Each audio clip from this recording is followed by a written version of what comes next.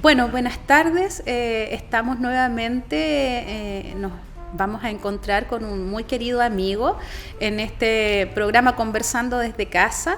Él es Julio Puancha, él es psicólogo y también es poeta. Entonces pensamos que era muy apropiado invitarlo a conversar con nosotros esta tarde, porque estamos celebrando justamente el mes del libro y el derecho de autor. Y en cierto modo esta semana estamos de fiesta el 23 de abril y bueno, conmemorando esta fiesta a nivel mundial, y pensamos que el contexto también de pandemia amerita una voz autorizada para recomendarnos cómo el libro abre puertas también a esta contención emocional. Así que, Julio, quiero darte las gracias por compartir con nosotros este ratito y la bienvenida a nombre del Departamento de Educación de Rengo. Hola. Bueno, gracias al Departamento de Educación de Rengo y en especial a ti por invitarme, así que feliz de participar y de verte de nuevo después de tanto tiempo. Uh-huh. Mira, cuéntanos un poquito cómo se sobrelleva primero en el contexto de pandemia como psicólogo, cómo se restituye, a pesar que todavía estamos en plena pandemia, cómo se restituye el dolor de aquellas personas que han perdido, no solamente a personas, sino han perdido situaciones como trabajo, han tenido que cambiarse de ciudad. ¿Cómo se enfrenta? Porque además nos pilló como de sorpresa esta pandemia. Yo creo que nadie imaginaba. ¿Cómo se enfrenta a esto? Yo sé que hay muchas cosas, dicen, hagan esto, hagan lo otro, pero ¿qué te ha pasado a ti? Porque yo te he visto en YouTube dando algunos tips. Bueno, entiendo que debes trabajar en tu comunidad educativa también, apoyando. ¿Cómo? Sí, es cierto lo que tú dices, Sole. Yo creo que lo principal es identificar y reconocer lo que a uno le está pasando a nivel emocional. Yo no soy de los que creen en estas recetas mágicas que a veces uno escucha en la televisión o en distintos medios de comunicación donde te dicen hagan estas 3, estas 5, estas 10 cosas y se van a sentir bien. Yo creo que si nos mentimos a nosotros mismos, nunca vamos a poder sanar. Entonces, el primer paso para sanar cualquier tipo de herida, cualquiera, es reconocer lo que te está doliendo. Aquí estamos viviendo un montón de duelos, ya sea por los familiares que hemos perdido, por, como tú decías, el trabajo, la casa, el lugar donde uno vive, la salud, la libertad, etcétera. Son muchos duelos simultáneos los que estamos viviendo. Y como todo duelo, la única forma de sanarlo es primero adentrándote en él, es reconociendo lo que te pasa, reconociendo que tenemos tristeza, que tenemos angustia, que nos sentimos estresados, que tenemos rabia, etcétera. Y desde ahí, aceptando la emoción y liberándola, expresándola a través de distintos canales, recién después de eso podemos comenzar a sanar.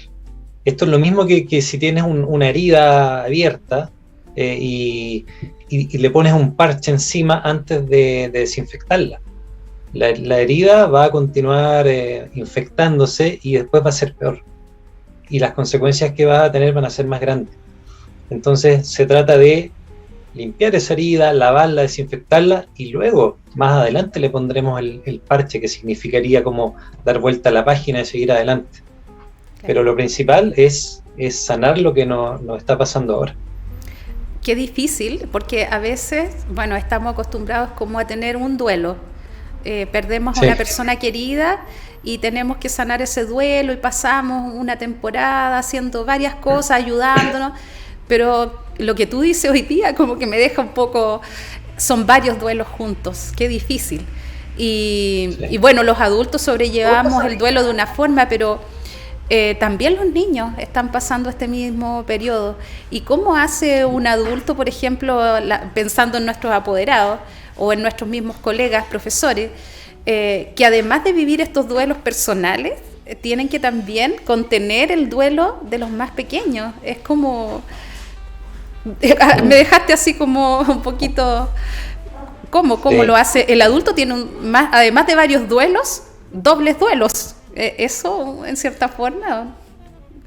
Claro, lo que pasa es que para poder ayudar a otros, tú tienes que estar en un cierto equilibrio emocional. Cierto equilibrio, digo, porque en realidad no creo que ninguno de nosotros tenga un equilibrio perfecto en estos momentos, sería extraño. Pero sí ocuparnos de nosotros mismos a nivel de autocuidado emocional. Cuando nosotros alcancemos un cierto equilibrio, ni siquiera te digo armonía, te estoy diciendo un cierto equilibrio, ahí podemos ayudar realmente a las personas que están con nosotros, porque con los niños pasa lo siguiente, y con los adolescentes también. La principal forma de comunicación que ellos perciben de parte de nuestra es la comunicación no verbal. Es decir, nuestros hijos de cualquier edad hasta la adolescencia, más que escuchar nuestras palabras, ellos observan nuestros actos y nuestros gestos, nuestro lenguaje no verbal. Entonces, no importa tanto las palabras que uno le diga, lo importante es el estado emocional en el cual uno se lo dice. Tú no sacas nada, por ejemplo, con decirle a tu hijo o a tu hija que tiene que estar tranquilo, que va a estar todo bien, si se lo dices desde la angustia. Porque ese niño o niña va a percibir tu angustia, se le van a olvidar las palabras que le dijiste, pero va a quedar con la sensación de que la mamá o el papá está angustiado, y eso va a aumentar su angustia. Por otro lado, si tú en un momento de calma, que todo en algún momento, de repente accedemos a algún momento, a algún minuto de calma, si desde ahí nosotros conversamos con nuestros hijos, aunque hablemos cualquier cosa, lo que sea, aunque comentemos la teleserie, si lo hacemos desde un estado de calma y un estado amoroso, ellos van a percibir eso y van a tener la sensación de que papá o mamá o quien sea, abuelita, abuelito, está en un estado de calma y les transmitimos eso.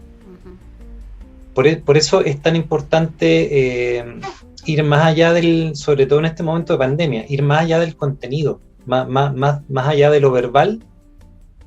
Y ahí la sugerencia para los papás que nos pueden estar viendo sería, cuando usted se sienta bien, en el minuto del día que sea, ahí acérquese a su hijo o a su hija para conversar, para hacerle cariño, para abrazarlo, para darle el beso de buenas noches, pero cuando usted se sienta en calma, porque eso es lo que le va a quedar. Mira qué interesante, es difícil a veces mantener la calma. Bueno, hay sectores que igual han mantenido, digamos, sus trabajos, su estatus laboral o de vida, pero hay muchas personas que no, pues. Entonces para un sector va a ser más fácil llevar este duelo que para otros, pensando en aquellos que están en condiciones más deprivadas hoy día producto de la pandemia, va a ser un tema mucho más difícil. Y después de esto va a haber una crisis post-pandemia, vamos a tener que enfrentar otro estado o otra forma de, ahí vamos a vivir el duelo de la ya no pandemia, no sé, a lo mejor, ¿qué nos espera? ¿Cómo podemos prepararnos? Porque obviamente uno tiene que partir de una idea positiva, de que vamos a salir pronto de esto, o sea, esto va a tener que en algún minuto decaer o decantar y volver, sí. Algunos dicen a la realidad, que ya no va a ser en el fondo volver a la realidad, sino que va a ser volver a nuestras vidas de forma distinta. Ya seguramente muchos no vamos a volver a ser los mismos. Seguro, concuerdo con eso. Mira, yo creo que lo que estamos viviendo como humanidad es podríamos homologarlo con una crisis vital. Cuando pasamos, por ejemplo, las crisis vitales son el paso por la adolescencia, después el paso a la adultez y a la adultez mayor, entre otros. Esos son como los clásicos. Yo creo que esto puede ser visto desde ese punto de vista a nivel psicológico. ¿Ya? Es un cambio de etapa para todos nosotros como humanidad y a nivel individual tan grande, tan fuerte, que yo creo que no vamos a volver a ser los mismos, lo cual no es malo. Lo cual no es malo, porque probablemente vamos a adquirir aprendizajes que ni siquiera nos imaginábamos que podíamos llegar a tener algún día. El tema es que para adquirir esos aprendizajes y para evolucionar como personas, como seres humanos, generalmente lo hacemos a través del dolor. El dolor es uno de los mejores maestros que existen, lo sabemos todos por experiencia, más que por teoría, ¿cierto? Entonces, cuando atravesamos un momento tan potente como este, no vamos a volver a ser los mismos, y la gran incertidumbre y lo que más nos angustia es que realmente no sabemos cómo vamos a hacer. Y ahí tú diste en el clavo con tu análisis, porque esa es una de las principales fuentes de angustia y de malestar, no saber cómo voy a hacer después de esto.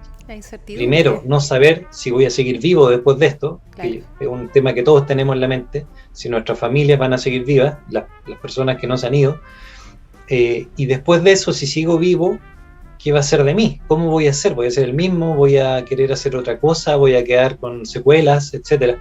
No sabemos lo que va a pasar, que es lo mismo que vive el adolescente cuando transita por la adolescencia y no tiene idea de qué viene después. Pero siempre viene algo después. Y lo que viene generalmente es más completo que lo que había antes. Ahora, sí es posible que haya muchas consecuencias a nivel de salud mental. Eso yo creo que es un hecho. Y ahí tendremos que pedir ayuda. Hay que pedir ayuda, esa es la única manera. Y vinculándolo con el comentario que hiciste de la pregunta anterior, las redes de apoyo son lo principal para las personas que están en un nivel de privación sociocultural grande, y que no tienen acceso a oportunidades como otras personas. Las redes de apoyo es lo que es la clave para tener contención, para tener un soporte afectivo, y eso afortunadamente todavía es transversal a cualquier clase socioeconómica. Las redes de apoyo, la familia, los vecinos, los amigos, eso es lo que de hecho es el principal factor que está asociado con una buena calidad de vida. Las relaciones afectivas cercanas. Claro, mira qué interesante, porque justamente la escuela es como la organización que acoge a las comunidades también. Yo creo que vamos a tener un fuerte desafío ahí cuando regresen nuestros niños, nuestros apoderados, nuestros docentes, a cómo fijamos esa red importante y potente como una red de apoyo fundamental para sostener, digamos, este periodo. Y bueno, también pensaba, de acuerdo a lo que tú dices, que claro, ahí uno ve que no todos los seres humanos somos iguales. Ya uno ha visto gente que ha sufrido mucho y gente que también se ha reinventado, y ha descubierto talentos que en otras circunstancias no habrían sabido que tenían. Yo me he encontrado con varias personas que cambiaron su rubro, están haciendo otras cosas, hoy día se sienten contentos porque la pandemia le dio una oportunidad. Es como bien extraño, porque uno asume una pandemia, una crisis sanitaria, mucho dolor, mucha tristeza, pero también uno ve que hay personas que fue una oportunidad, como tú decías, no es malo, digamos, todo. Eso. Sí. Bueno, esa es difícil. Yo diría que más que, bueno, hay cosas que sí efectivamente son terribles, pero tenemos la oportunidad de activar nuestra resiliencia, de activar nuestra capacidad de enfrentar la adversidad. Y ahí igual es importante lo que tú dices, porque cada caso es distinto. O sea, no vamos a comparar. Yo he sabido por mi profesión, he sabido de personas, de familias que han estado tranquilas, súper bien, todos sanos, etcétera. Y he sabido de personas que han tenido pérdidas cercanas, varias, pérdidas de trabajo. Entonces, por supuesto que para cada persona también es un desafío distinto. La pandemia no ha sido igual para todos. Claro. Pero la capacidad de resiliencia sí la tenemos todos. La posibilidad de hacer frente a la adversidad es una oportunidad que todos podemos llegar a desarrollar. A veces cuesta más y a veces puede que te tome más tiempo, por eso insisto que es importante pedir ayuda, pedir ayuda a profesionales de la salud mental. Mira qué bien. Y bueno, esa es tu mirada como psicólogo. ¿Y tu mirada como poeta, Julio? ¿Es una mirada parecida? ¿Es una mirada de la pandemia, dices tú? Sí, de la pandemia, como porque, mira, estuvimos conversando con un titiritero que nos contó cómo había hecho un rescate de la memoria del oficio. Estuvimos conversando con otro señor que es escritor, futbolista, músico. En el fondo llegamos a la misma conclusión como el arte sustenta el espíritu, como la palabra también es sanadora, y creo que a lo mejor esa podría ser tu cómo tu mirada, cómo la palabra puede ayudar, cómo la literatura, los poemas pueden ayudar en este contexto o en cualquier otro también. Porque tú escribes poemas, no es lo mismo de preguntarle a una persona que solo lee poemas o que le gustan, porque tú también los escribes. Sí, bueno, el año pasado, cuando empezó la pandemia, yo hice un programa por Facebook Live todos los viernes en la noche, no, los sábados en la noche, donde leía poesía de distintos autores, especialmente autores locales. Me contacté con hartos amigos y amigas por ahí. Y mucha gente lo veía. Entonces imagínate un sábado en la noche, que antes jamás yo creo que alguien hubiera visto eso. En pandemia encerrado, mucha gente lo veía antes o después, comentaban, me llegaban mensajes durante la semana. Entonces ahí uno ve el poder de la palabra. Yo escogía poemas que daban algún sentido positivo, que reconfortaban el alma. Siempre escogía ese tipo de escritos para leer, por razones obvias. Y mucha gente alejada de la literatura, y más todavía de la poesía, se contactaba y escribía y participaba. Y más allá, si uno escribe o lee, o ambas, la palabra tiene un carácter terapéutico. La escritura, como el arte en general, es terapéutico porque logra sanar a nivel emocional, y hay investigaciones que así lo han demostrado en distintos lugares del mundo. Cuando tú escribes o lees, al escribir obviamente tú expresas y liberas emocionalmente, te desahogas emocionalmente, pero leer también, porque con algo de lo que tú estás leyendo puede conectar con una emoción interior que a lo mejor no te habías dado cuenta, y te ayuda a descubrir algo que te está pasando.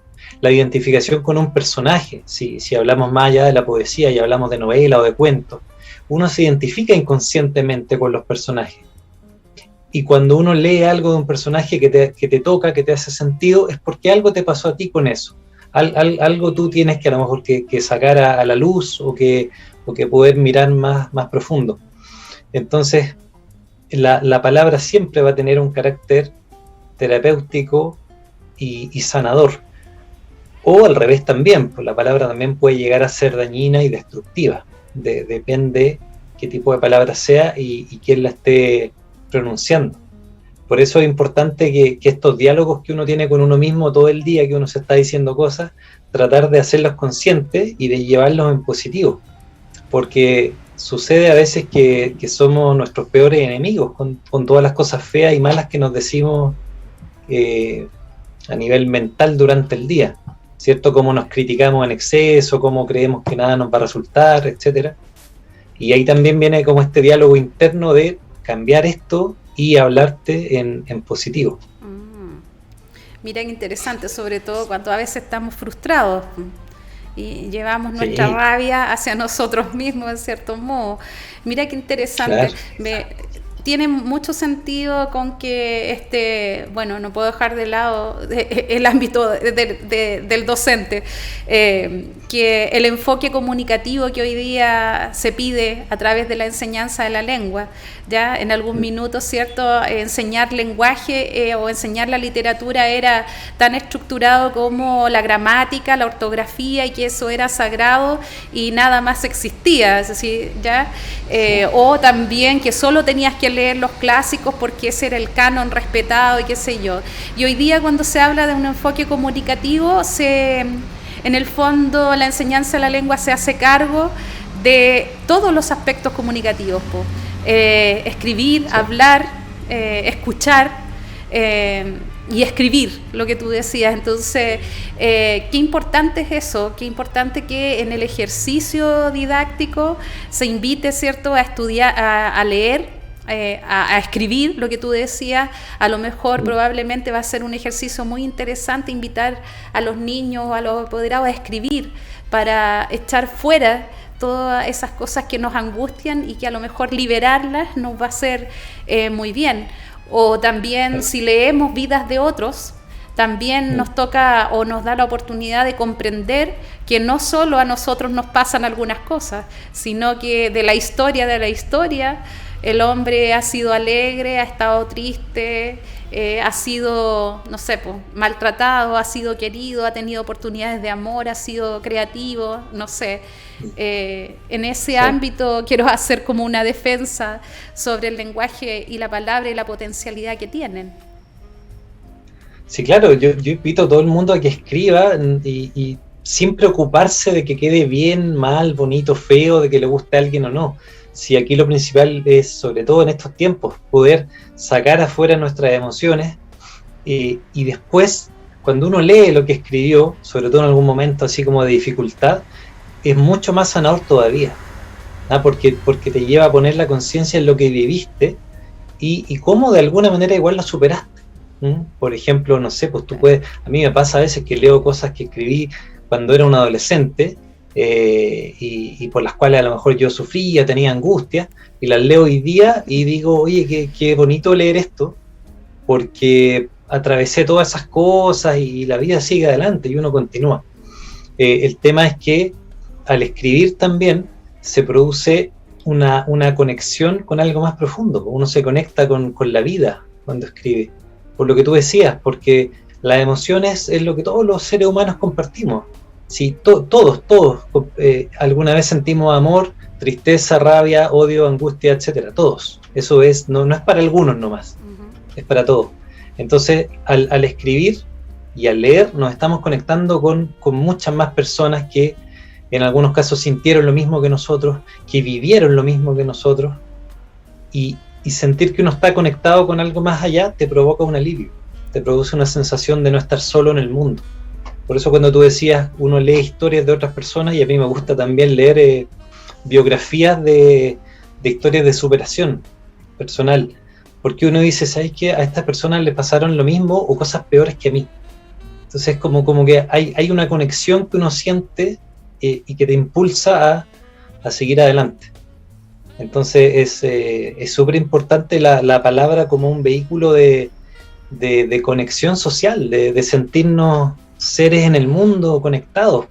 Y esto a lo mejor suena como muy, muy teórico, así muy en el aire, pero llevémoslo a la práctica. Los papás o mamás que nos están viendo, cada vez que se comunican con su hijo, están generando una realidad, pues están construyendo una realidad con esas personas. Cada palabra, cada frase que decimos, estamos construyendo o destruyendo, según cómo nos comunicamos. Y tener conciencia de eso, de si estamos construyendo o destruyendo a nuestro hijo, es clave, no solo para esa persona que está en desarrollo, sino que para el vínculo que vamos a tener. Porque ese niño o niña algún día va a ser adulto. Y ese papá o mamá algún día va a ser un anciano. Y ahí los roles van a cambiar y van a ser totalmente distintos. Entonces, también va en lo que uno construye hoy día, lo que viene para mañana. Claro, y es un tema entonces eso, porque como tú dices, hay hoy día una crisis donde se dice que nuestros adultos mayores están cada vez más solos. Ya la familia, los hijos se desentienden y uno se pregunta, ¿será por un aspecto económico? ¿Será por...? Y claro, lo que tú dices hace sentido pensando en que hay un vínculo que se rompió, pues.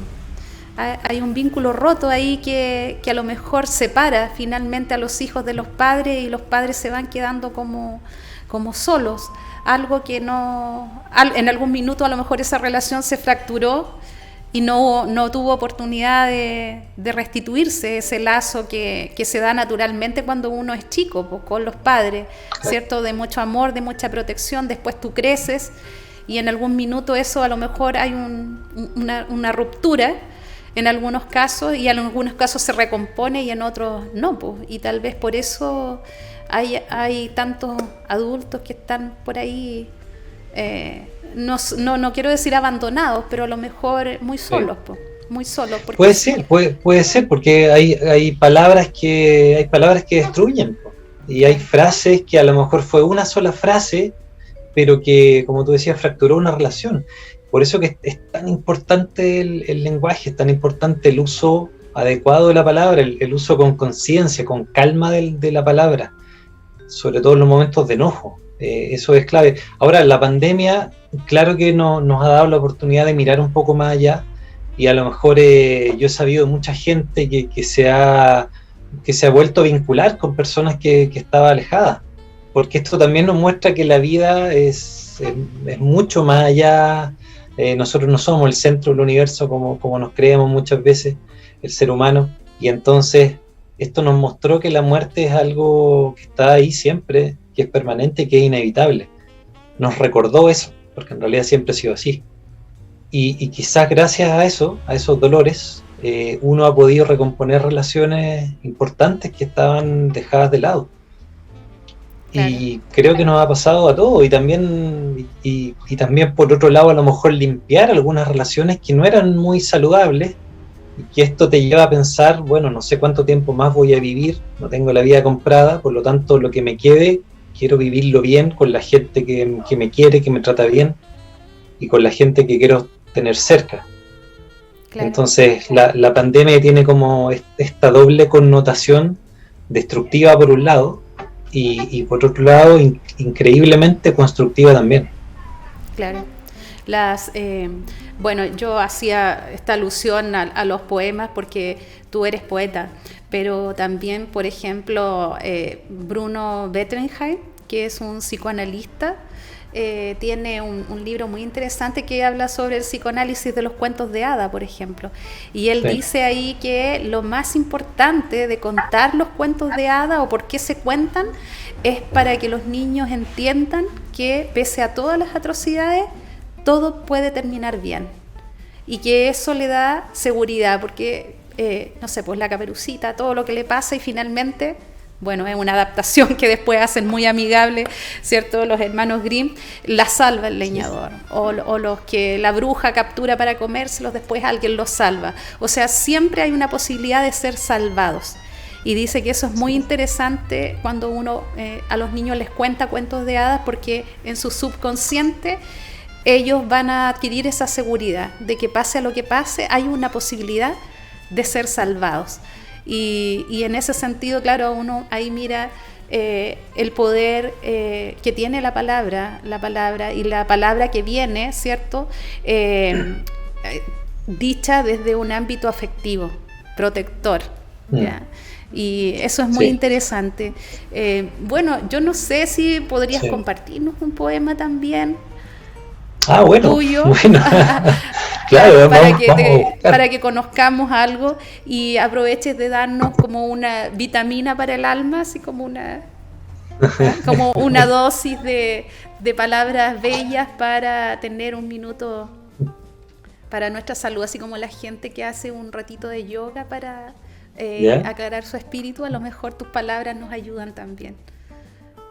Bueno, me pusiste mucha presión encima con eso, pero trataré de estar a la altura. A ver. Mira, estoy mirando acá algo que pueda ser atingente para el momento también. Mira, son cortitos, así que si quieres te leo dos. Bueno, sí. Son bien cortitos. Y el primero se llama La Verdad, a propósito de lo que estábamos hablando. La verdad siempre es bella, aunque traiga bajo el brazo la tormenta, nos arranque lágrimas o nos estrelle contra el muro del olvido. Aunque sea la verdad del abandono, de la ira, de la angustia, es bella no por linda o agradable, sino por pura, íntegra y liberadora. Eso habla un poco de lo que conversábamos al principio, de que mi visión es siempre que reconozcamos lo que nos pasa, que es la mejor manera de sanar, por lugar de engañarnos, ¿cierto? Y terminamos con uno un poco más bonito. Se llama Semilla Intacta. Pueden apagar nuestra boca, mas no nuestra conciencia. Pueden uniformar nuestra vestimenta, pero no nuestros ideales. Con sus sables atravesarán mis palabras, mas nunca mi silencio. Querrán aplastar al amor, pero éste seguirá respirando en nuestros pechos. Talarán el árbol, pero jamás encontrarán su semilla. Es un poquito para quedar con una sensación un poco más positiva. Uh-huh. Sí, qué bonito. Gracias, gracias, porque igual entregarlo de uno es como un acto de generosidad. Así que gracias, qué bonito. Mira, hace poco estuvimos con unas psicólogas conversando también por este ámbito de la pandemia, y una de ellas nos decía justamente lo mismo que tú dices. Lo peor que podemos hacer es la negación. Negarnos ya a lo que nos está pasando, negarnos lo que tenemos que hacer, negar. Eso es, nos decía, no, ¿ya? Y también nos dio algunos tips que son muy parecidos a lo que tú nos has hablado, aceptar lo que nos pasa y aceptarlo, bueno, con valentía y pensando en que es una oportunidad también, ¿ya? De crecimiento, que todo lo que nos pasa en cierta forma nos permite también crecer, sean alegrías o dolores. Sí. Tenemos que leer. ¿Qué nos invitarías a leer con los niños, con los papás? A tu poeta preferido, quién te inspiró, porque por algo empezaste a escribir, ¿va? Por algo empezaste a escribir, a diferencia de nuestro otro invitado que escribió primero unas cosas como de memoria histórica y ahora va por una novela policial y nos contó sobre qué lo había motivado.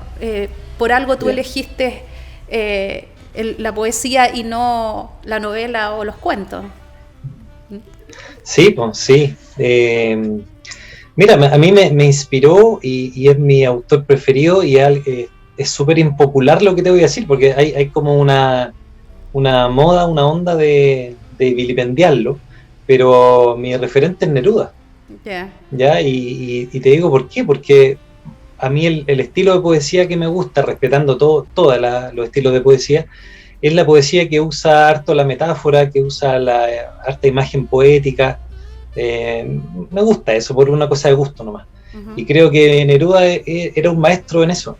Tú lees una frase de él, una frase cortita, y te transmite toda una realidad completa si tú empiezas a darle vuelta, a entender lo que te está diciendo. Entonces, esa capacidad de en una frase cortita, en un par de palabras, decir mucho, me parece maravilloso. Me parece que es una de las funciones de la poesía.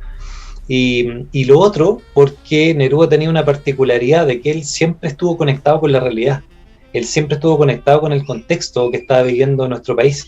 Entonces, a mí me parece que el ser poeta, el ser escritor y cualquier forma de arte tiene intrínseco una responsabilidad social, porque el poeta, al igual que el profeta, anuncia y denuncia.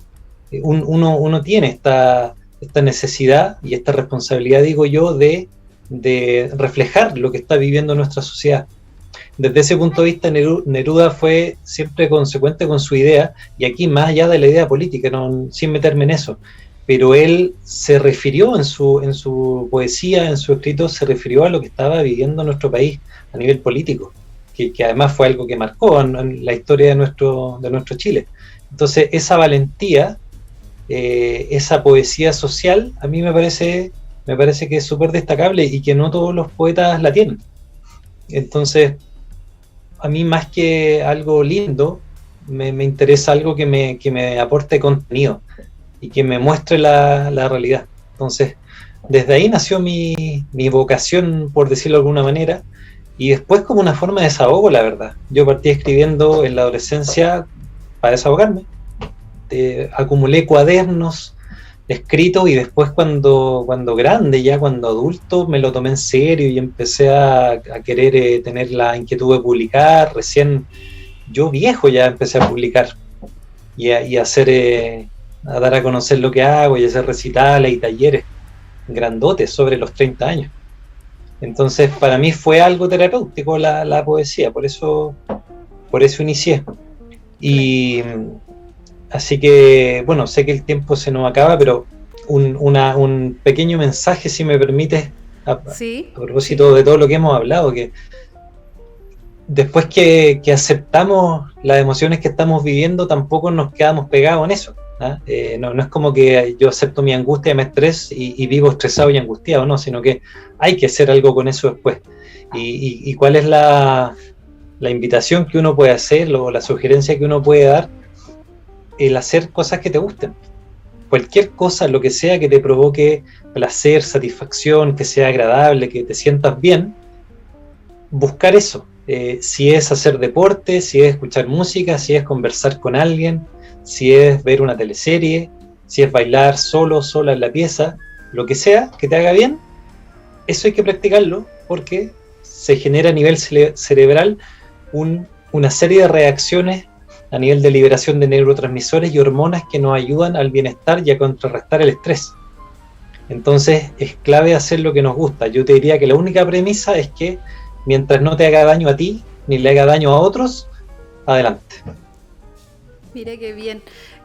Bueno, gracias. Mira, igual te voy a comentar que, bueno, no sé si era Celaya, no recuerdo bien, si me equivoco me perdonen, que decía que la poesía es un arma cargada de futuro, ¿ya? Y que no tenía sentido ser poeta si no era un compromiso con la denuncia, con transmitir el contexto y dar testimonio. Y en eso yo creo que puso en jaque a todo el mundo, ¿ya? Así es que te comprendo totalmente tu motivación. Bueno, Julio, oye, te mando un abrazo y te doy infinitas gracias por regalarnos estos momentos, este minuto que sé que nos va a servir a muchos escucharte. Así es que en nombre del Departamento de Educación de Rengo te agradezco tu tiempo y tu generosidad al compartir con nosotros tus sapiencias. Así es que te mando un abrazo y muchas gracias. Uy, qué rico verte. Igual, pues muy, muy bueno verte y un abrazo grande, Suárez. Gracias por la invitación. Chao, que estés bien. Cuídate. Chao, chao.